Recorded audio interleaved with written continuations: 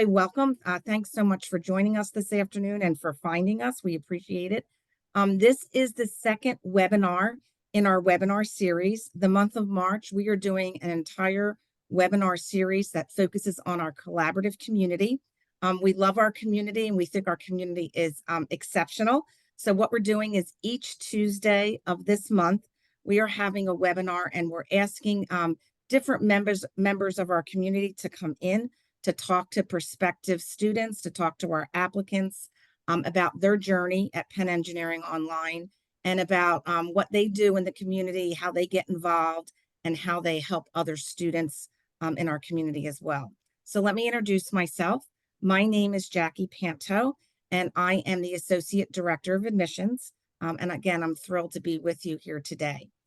So we have a great webinar planned, and today we have members that are either teaching assistants. I believe everybody is a teaching assistant, but we're also going to talk about our TL program, which is our Teaching Learning Practicum program. So these are great ways that you can get involved with the community and help others. We also have Kendall with us, Kendall Reinish. I hope I said that correct, Kendall. I wanted to ask you that. But Kendall's here and she coordinates and works with all of our TAs and our TLP folks, and she kind of gets everybody on board with that, and she answers their questions and she works with them semester after semester on our TA and our TLP program. So she's going to be here in a little bit, giving you lots of information about the programs, and then she's going to turn it over to our folks at our TAs, and we'll get to ask them questions and hear all about their experience here at Penn Engineering Online. So before we get started, I just wanted to go over some webinar housekeeping tips. First of all, we are being recorded. So if you miss anything, if there's something that you kind of remember hearing, but you're not sure, you definitely can go back and watch the webinar, and you can watch it as many times as you want. In fact, we have a whole YouTube library of past webinars.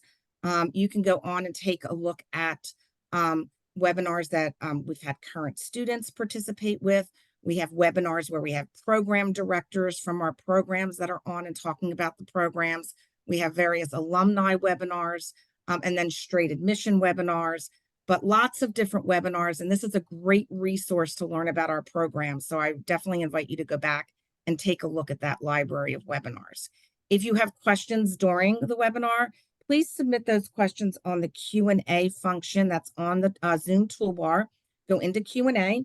Submit your questions, and then we have folks behind the scenes that are part of our admissions team, and they'll be answering those questions right on the Q&A. So we intend to answer all of our questions throughout the webinar. And then, of course, at the very end, the last 30 minutes of this webinar, you'll actually get to hear from our TAs, and they'll be answering questions directly right on camera.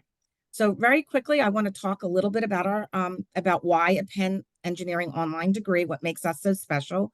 So there's really four main reasons that we feel why we're different and better than other online programs out there. One is our faculty. The same faculty that teach in our on-campus programs teach in our online programs. So you are getting the same world-renowned faculty, again, that teach in our on-campus program will be teaching in our online program. So you have access to all of their lectures. They have office hours, so you definitely have an opportunity to even interact with them beyond the classroom. All of our courses are asynchronized. There are no synchronized sessions, which provides the flexibility that you need. So no matter where you are in the world, no matter where you live, or no matter where you might find yourself because of your jobs, you're able to participate in our programs because of the asynchronized courses, and again, the flexibility of our schedule. The schedule's flexible, meaning if you know that you're busy at work, then only take one course at a time. We have several students that take one course at a time, and they call themselves the Turtle Club. Everybody communicates on Slack. Slack's a great network that keeps our students together. And again, our Turtle Club are those students that are taking one course at a time. Again, giving you the flexibility to be able to get through your schoolwork, as well as your other life responsibilities that you have going on. And the fourth reason that makes our Penn Online degree so special and puts us above the rest is our community. And the next slide talks about our community culture and how we are so interactive and so collaborative. Not only do our students like to get involved and want to get involved, it's really incredible to see how much they want to help others. And that's kind of what this webinar is about. Again, in a few minutes, like we mentioned, you'll get to meet 4 TAs, and they'll be answering questions on why they wanted to get involved with the community and why they want to help other students. So we really have a very robust community. And again, it's very interactive and very collaborative, and it really sets us apart from other online programs out there. So our first program is our MCIT online program. This program is designed for individuals that do not have a computer science background, or who have a very limited computer science background, or maybe they self-taught themselves computer science. But these are individuals that come from bachelor's degrees that are any bachelor degree whatsoever. We have nurses, we have architects, we have straight liberal arts majors, we have business majors, you name it, musicians that decide they need technology to move ahead in their careers, but they don't have their undergraduate degree in computer science. They come to our MCIT program because they're able to get a master's degree in computer science, computer information and technology, to give them what they need in that skill set to move ahead, either to move into the technology industry or to use it within their own industries to enhance their degrees, or to advance their careers, excuse me. The same knowledge is conferred as a traditional CS program. And again, you are graduating with the same credentials as an on-campus student. So it's the same degree, it's the same diploma, it's the same transcripts. There is no distinction between online or on campus. You are an MCIT student, you are a University of Pennsylvania student. And that's just how we work. There is no distinction between online and on campus. Our second program is our MSE-DS online program. And that program is a program that is designed for folks that have a background in computer science. It's individuals that want to take the next step and take a deep dive into data science.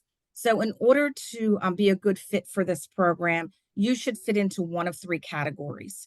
So if you fit into one of 3 of these categories, then you would be a good applicant or ability to apply to this program. The first is that you have an undergraduate degree in computer science, because you definitely need those computer science skills for this program. The second criteria, you don't have the computer science undergraduate degree, perhaps you have a minor in computer science, or you've taken at least 4 courses in computer science to give you that base knowledge. And then the last criteria would be, we do have some applicants that come from a highly quantitative undergraduate degree, and they work in the field coding. They work as a data scientist or a software engineer or another field where they are coding on a regular basis. And you need 2 years of that experience. So if you fit into one of those criteria and you're looking to take a deep dive into data science, and this would be a good program to apply to as well. Very quickly, I want to just talk a little bit about our application and some of the application elements, and then I'm going to turn it over to Kendall and to our TAs to talk to you about their program. So first off, we are in our regular application cycle. So our regular application deadline is May 15th. So you do have a couple of months now to work on your applications and to get them in. On the left side of the screen, you can see the elements that you need to submit your application: a resume, personal statement, all all college transcripts. So all unofficial copies of your college transcript. It's important to understand that we do need every transcript for every school and every course that you've taken. So if you started at a community college and then you finished up at another college or university, we would need both transcripts submitted on your application. We need 2 letters of recommendation, but we strongly urge that you seek 3. The GRE is optional, and you would need a TOEFL or a proof of English proficiency if you are not a U.S. citizen or U.S. permanent resident, and if your degree was not from a university that the medium instruction is English. So the TOEFL is required if it can't be waived, or if you're not a U.S. citizen or U.S. permanent resident. So that just gives you some information about our application and the dates and deadlines. If you have more questions, I'll give you a way to contact us at the end, and we're happy to help you through the application process. So what I want to do now is I want to turn it over to Kendall. Kendall, thanks so much for being with us today. We're so excited to hear about the TA program and the TLP program. So thanks so much.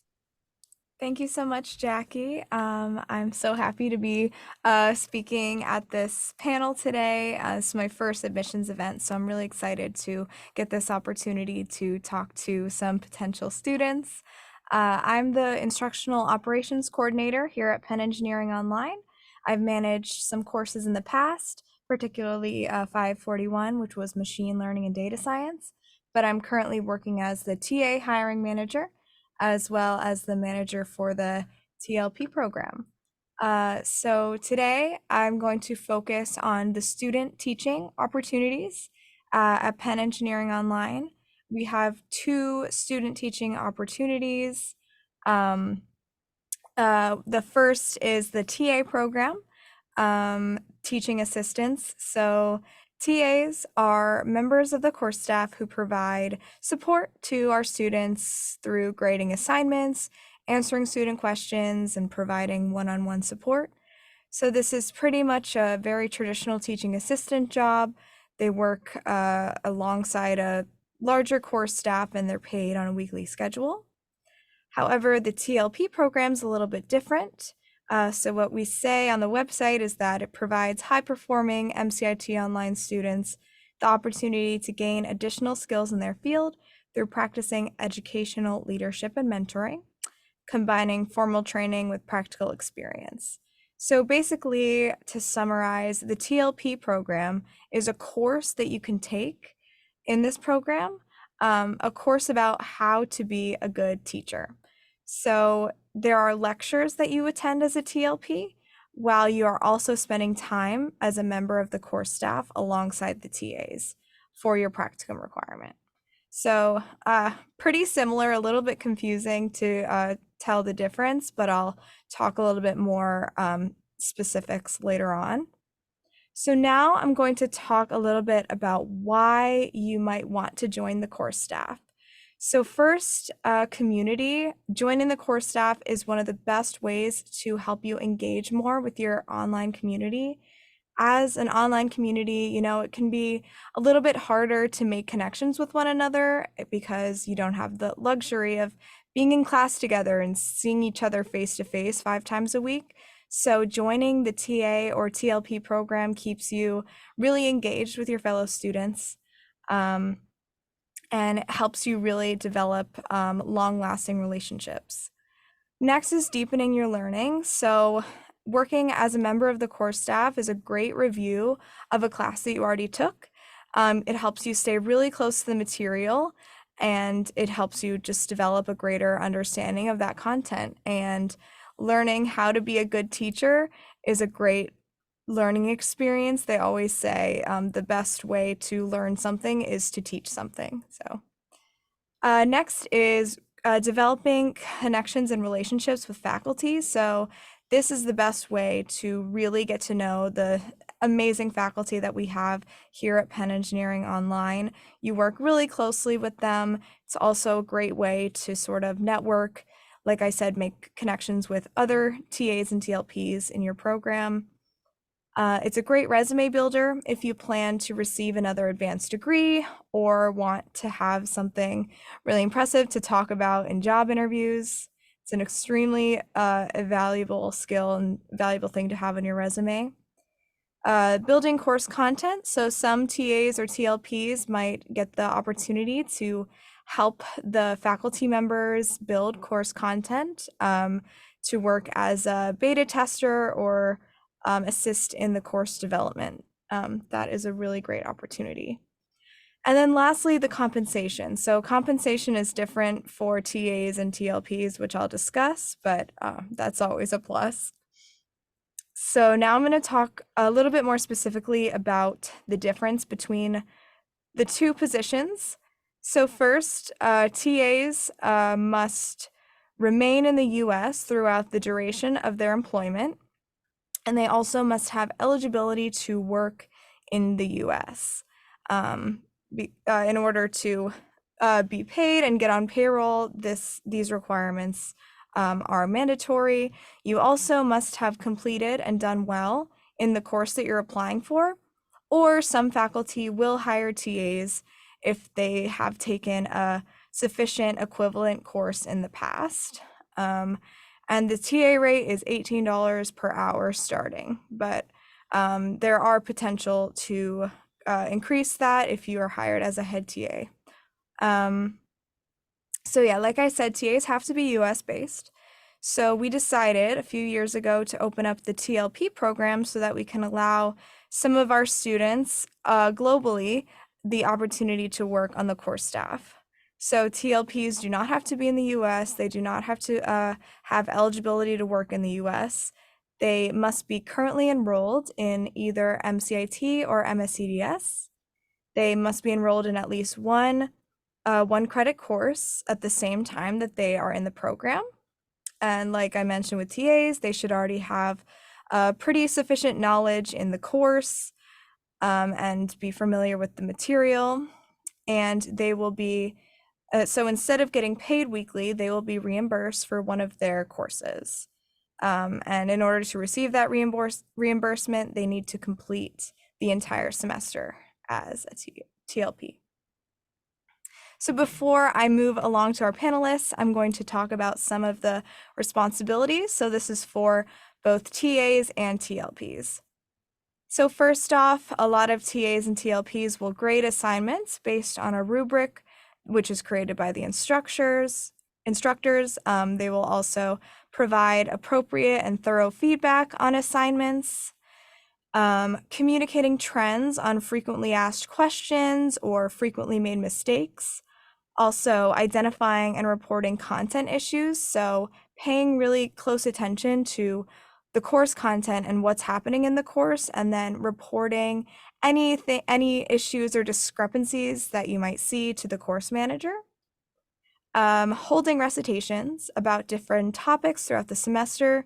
So this might be holding a midterm review, talking about a specific topic, working through a coding solution, etc. Holding office hours one-on-one with students via Zoom. So as a TA, you do get a lot of face time with other students, which is great, answering student questions, also answering student questions in a written format on Ed Discussion. And lastly, attending weekly course staff meetings. So I know I just threw a lot of information at you guys, but that is pretty much an overview of the TA and TLP programs. And now I'm going to open up this panel of some wonderful TAs and head TAs who have volunteered to speak to you guys about more of the specifics in this position. So I'm really, really grateful to have you guys talking today. Thank you all so much for joining. I'm just going to have you all introduce yourself. So if you wanted to just tell me when you started with MCIT, what you did for undergrad, when you started as a TA, and the courses that you supported as a TA. So we can start with Aaron. So, hi everybody, my name's Aaron Wilson. I started my MCIT online journey in January of 2021, and then I graduated in December of 2022, so about 2 years. Prior to that, I got my undergrad in chemical engineering, and I have supported off and on for a few semesters the course ESC 5410, which is machine learning for data science. So that's a little bit about me. Thank you. Audra? Yeah. Hi, I'm Audrey Zook. I started MCIT in fall of 2020, and I just graduated this past December in 2023. I have supported a few different courses. My undergraduate degree was in liberal arts. I've supported a few different courses. I started in 592, Mathematical Foundations of Computer Science. I was head TA for that course for 4 semesters. And then currently I support both 541, Machine Learning for Data Science, and 551, Computer and Network Security. Great. Next up, Harrison. Harrison, you're on mute, looks like.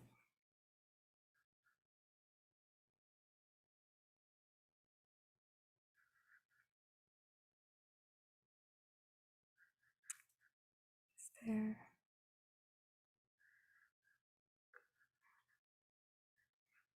No, can you hear me? No, maybe. Yeah, you're good. Okay, good deal. I started in the fall of 21 in the MCIT program, and then graduated this past summer. Previously, my bachelor's was from Oklahoma State University in MSIS, the concentration in data science. And then I didn't actually TA until after I graduated. So this past fall, I TA'd for my last two classes, the G300 and DATS 5750. So that's natural language and cloud practicum, which I would highly recommend for anyone that has an open elective. And then I'll be the head TA for 5300 this summer. All right, and last up is Michael McNally. Hi, I'm Michael McNally. Like Harrison, I started in fall of 2021 and graduated summer of 2023. My undergraduate degree was in finance. I graduated around like the stock market meltdown. So I'd actually been working as a personal trainer and high school lacrosse coach for about 10 years prior to starting MCIT. I got into TAing because I took 593 Intro to Computer Systems my first semester, and I loved the class. So I just wanted to stick around and be involved. I stayed with that one for the next 6 semesters, and I've TA'd something like a third or half of the classes in the program. I've worked with 592 Mathematical Foundations of Computer Science, 593 Intro to Computer Systems, artificial intelligence, software analysis, database and info systems, network systems, and blockchains. This semester, I'm doing network systems, AI, and databases. Awesome. Yeah. Well, thank you so much. As you can see, Michael has TA'd for many different courses. So if you are interested, you can apply for as many courses as you want. And every semester you can TA for a different course. That's completely a possibility. All right, so now I'm just going to jump into some of the questions that we have. So as I briefly discussed earlier, this position really requires you to work very closely with our faculty members as well as members of the course staff. So I just wanted to ask, what advice do you have in navigating all that collaboration with faculty and course staff members? So I'll ask Harrison. Communication and constant, I would say. The more you can kind of share ideas, ask questions, collaborate, it makes it a lot easier with everyone. And kind of like on that note, being proactive in what is needed with assistance with other TAs, head TAs, the professor in general, and then leverage the diversity within, especially if you can get into a larger, if you TA for a larger class that has a lot of TAs, leverage that diversity, learn from each other. It's a really good place to do that. Awesome. So I know that most of you are alumni now, but think back to when you were a student. How did you manage your time as a TA while also maintaining coursework? So I'll start with Aaron. Yeah, it definitely can be a challenge balancing the various obligations, but actually in my experience, there was often a good bit of synergy between what I was studying and what I was supporting as a TA. So it was in some ways like mutually beneficial. Something that I was studying in one of my courses was something that was being reinforced in my TA work. Also, just in terms of the technology platforms, there was a lot of overlap. So we use a discussion board like forum, for example. So it was really easy to switch from the discussion board for the classes I was in to then the discussion board for the classes I was TAing. So in a lot of ways, really, I was able to set aside time and then sort of seamlessly switch back between one to another. So yeah, I would just advise set good blocks for yourself where you work on the coursework and then maybe seamlessly transition to more of the TA stuff. That was my experience anyway. Awesome, thank you. And Michael? I would say having a supportive wife and a flexible job helped a lot. I've been able to kind of set my own schedule for the most part, which, obviously makes things a lot easier. But just generally, I think like I try to keep a pretty rigid schedule, and like on Sunday, block out like an hour to go through anything I need to get done over the following week, and try to kind of like carve out some times where I'd like, work on coursework, work on TA stuff, and make time for, family and other activities, and to try to leave in a little bit of a buffer of like, if I didn't get anything done or didn't get everything done, to leave myself a little bit of time at the end of the week to catch up. Awesome. Thank you. Okay, so Audra, how has joining the TA program helped you build a stronger sense of community with your fellow students? Yeah, so being able to work on the course content alongside other students is very rewarding. It's just a more personal experience, especially in an online program. And it's especially rewarding having TA'd for a few different courses.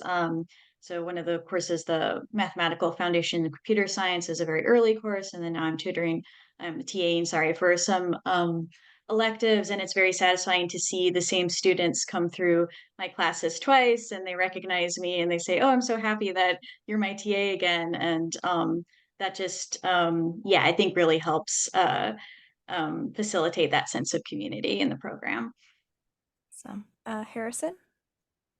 Yeah, kind of building on what Audra said, it's a really nice way to from a virtual classroom build out those connections that you wouldn't have either way. So office hours, communicating on the forums, on ed discussion, or professor's office hours, it all kind of gives you a lot. You have an opportunity to build out a network of people and friendships and mentors that you wouldn't have in a lot of other situations. And I would say as a student, I would also recommend going to TA's office hours, just to get to know them. Also, professor office hours, 100% go every week. You'll thank me. Awesome. Okay, next question. What surprised you the most about your experience as a TA for MCIT Online? So I'll start with Aaron. Sure. So I've had the opportunity to work as a TA on the same course over multiple semesters. And really, I thought after one semester, I would have seen all questions that could have been asked. But I was wrong. Every semester, I am blown away by the insightful questions that students ask. They're constantly stumping me. And just when I think like I know the content well, somebody asks a really clever question that forces me to dig in a little bit deeper. Review things and really come to a deeper understanding myself. So that's been both surprising and exciting for me through the semesters as people continue to ask good questions. I feel like I'm continuing to grow in my own understanding. Michael? Yeah, I agree with everything Aaron said. Yeah, I guess what has always surprised me is like you take a class, you do well in it, TA at the next semester, and like it's kind of amazing how much you don't remember, or how much like how much more difficult it can be to explain something than it can be to just kind of like complete the assignment. So like really one of the things I like the best about TAing is it makes me understand the material of courses I liked like so much better. And Harrison? The question was, what surprised you the most? I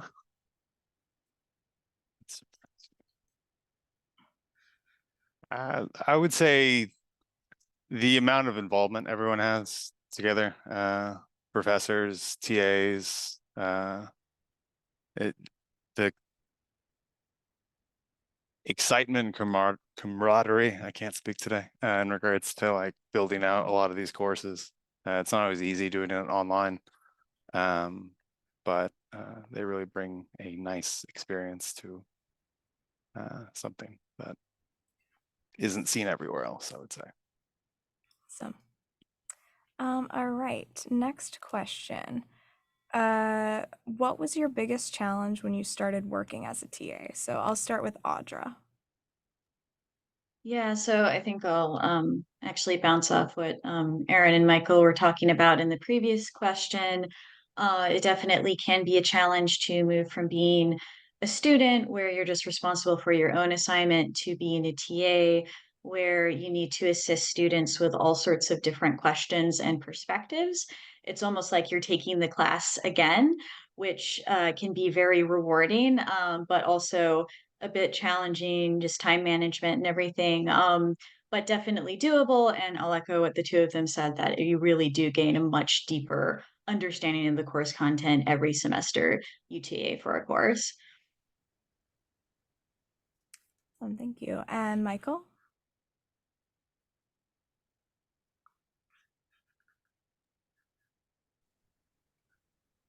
Oh, I'm sorry. Yeah. I think my biggest challenge, honestly, was just being comfortable kind of like answering questions confidently. You know, you kind of go from like student to where you're treated as like an authority on the topic, and just like being comfortable that I did, you know, understand the concepts, and you know, that I was able to like, you know, explain things to students and just kind of guide them through it and give them tips on how to, you know, study and complete the assignments. Yeah. And Aaron, I'll ask the same question. What was your biggest challenge? Yeah, no problem.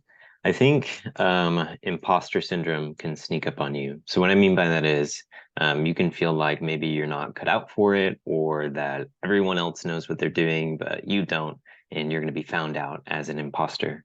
I would say that in my experience, you don't need to know everything under the sun. Really, what you need is to just be teachable, one, and be willing to seek out answers if you're not sure off the top of your head. So going back to my prior answer, if a student asks a question that stumps you, that's okay. You can learn together with the student and maybe say, you know, I'm not really sure on that, but here's a couple of resources I found on the subject. And of course, you can always like ask the professor, who probably has a good idea as well. So for me, just building my confidence over time was one of the bigger challenges as I started working as a TA. Yeah. Can I add one thing real quick to kind of what Aaron and I Yeah. said? Is like I've talked with, you know, students will ask in office hours and stuff of like, I want, you know, I like this class, I want to be a TA. And sometimes they're nervous, like they didn't get like an A+ in the class or something. So, you know, I think going along with that of like, if you can show that you like worked hard and kind of like learned the material, it doesn't need to have been something that just came, you know, completely easy to you the whole time. Sometimes having like gone through that learning process actually makes you like a better teacher, even if it didn't come super easily from the start. Yeah, definitely. I feel like most of our TAs don't come into it as experts. Like you don't need to be 100% like very confident and knowledgeable 100% in the topic. Just being a TA, it's a very collaborative experience. So as a TA, you're going to be learning just as much, if not more, than the students are going to be learning. So yeah, that's a great point. Next question. What general advice would you give to incoming students in this program? So it doesn't even have to be related to being a TA, just general advice. Harrison, I'll start with you. It's kind of a recap of what I said before, but like communication, embracing the diverse community we have at MCIT, whether it be ideas, ways to solve problems, really anything. But yeah, the core staff, TAs, we're all here to help you.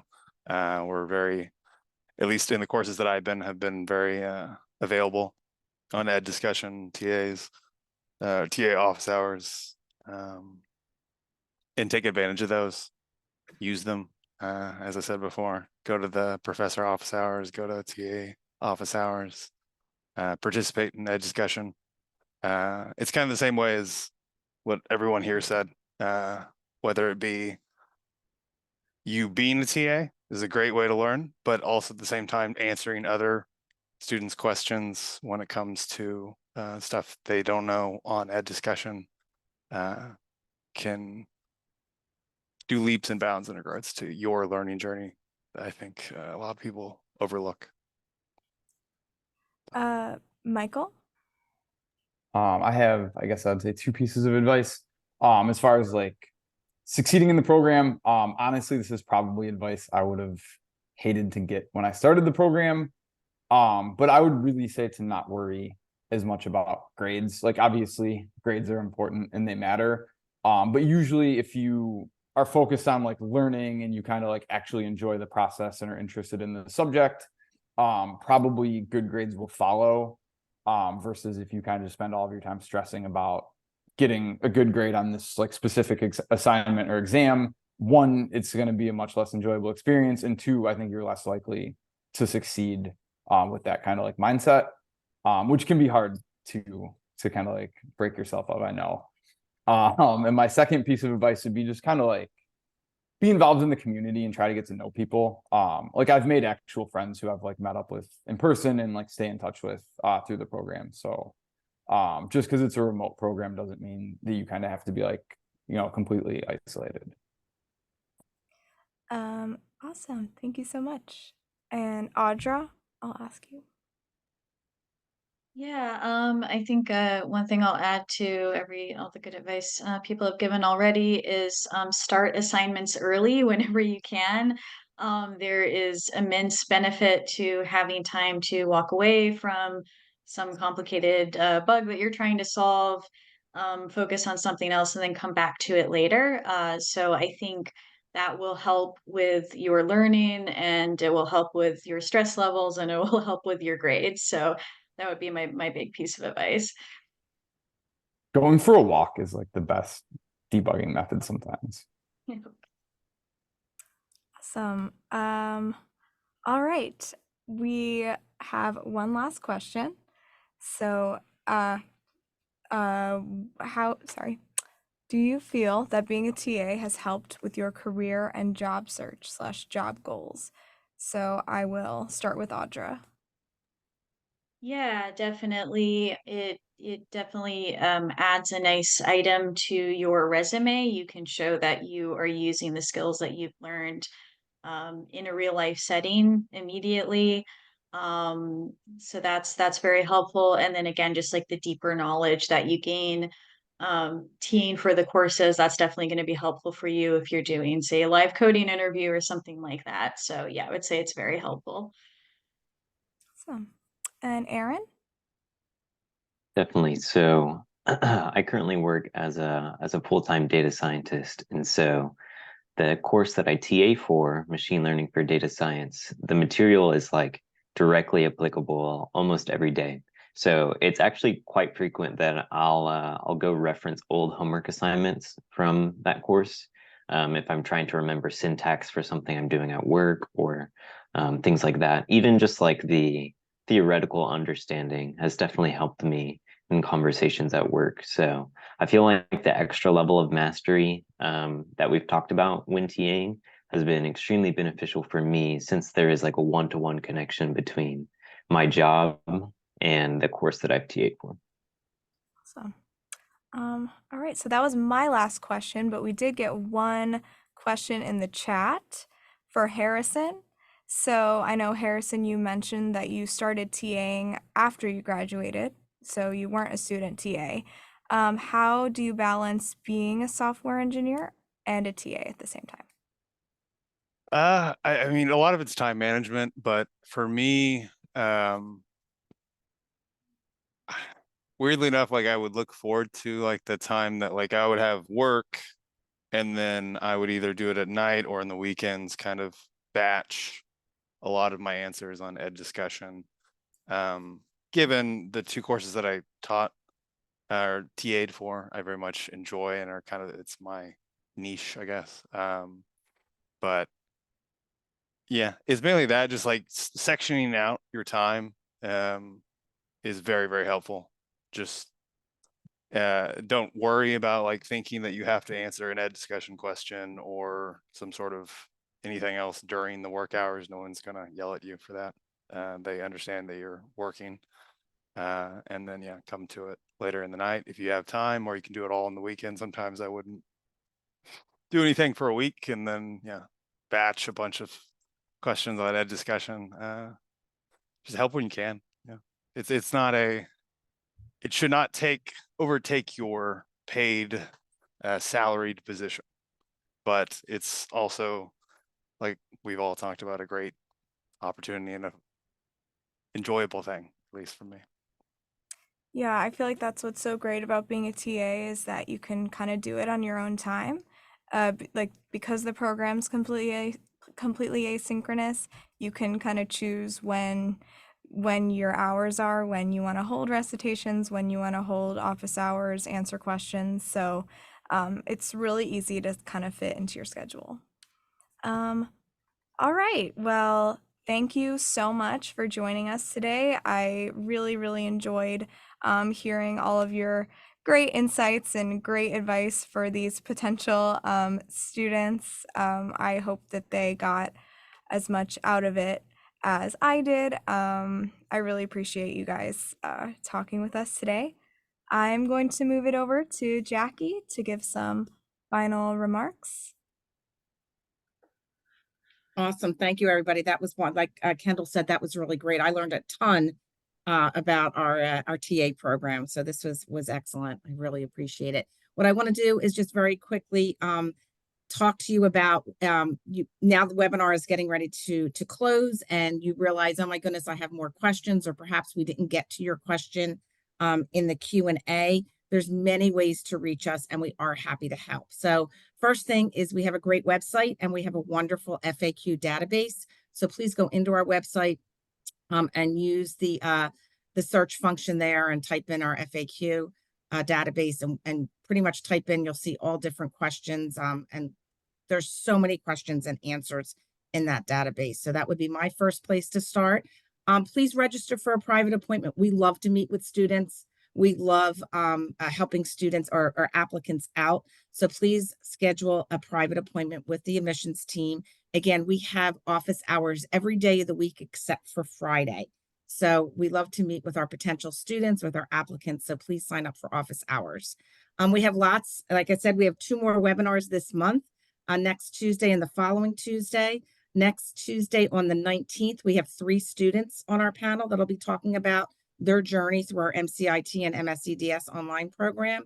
And then the last Tuesday of the month on the 26th, we have 3 alumni, 3 individuals who already graduated. They're working in their fields and they're going to be talking about their job search and how the program helped them to get to where they want to be in their careers.